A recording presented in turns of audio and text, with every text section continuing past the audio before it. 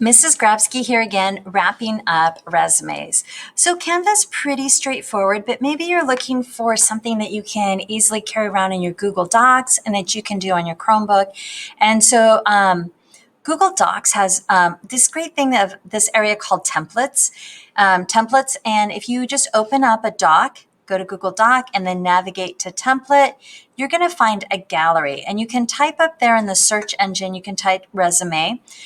I wouldn't use the Google Doc template gallery for everything you want to do, but in general, their resume templates are pretty good. So you can scroll down and there's a whole section that you can see on resumes here in the center. Look, you could even do a pet resume. That's adorable.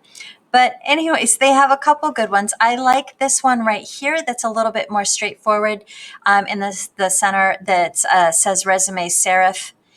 This one has a little bit too much open space for me. It kind of doesn't use the full part of the paper, and it can look a little bit crowded. So I like to look what's balanced, and they have a couple of really great templates there.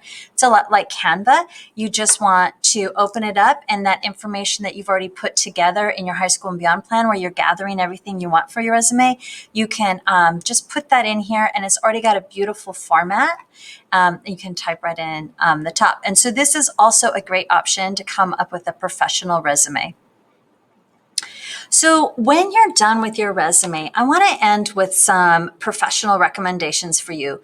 So you want to have at least 3 people review your resume because for me, I know that I often can make a spelling mistake and I can look at it 1,000 times and I don't see it, but somebody else will. I've just looked at it too much.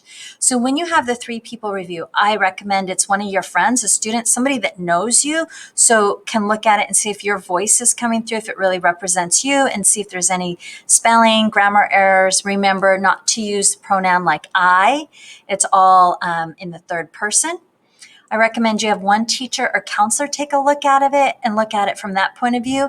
And then a family member, somebody that you trust within your family or close to your family that can look at it and make sure that you've put all of those skills and abilities and you're not missing something that you really need to add there that really shine and showcase who you are to a potential employer or college scholarship application or anything like that.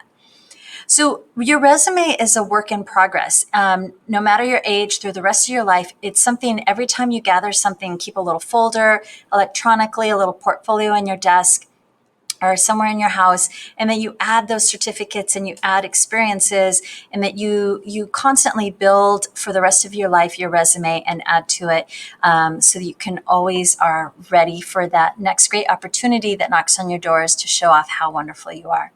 If you have any questions, I'm Mrs. Grabsky. I'm room G111. This is kind of something I love to talk about, and the professionalism and really showing off who you are so you can get to be what you want to be. So thank you so much for your time, and good luck putting your resumes together.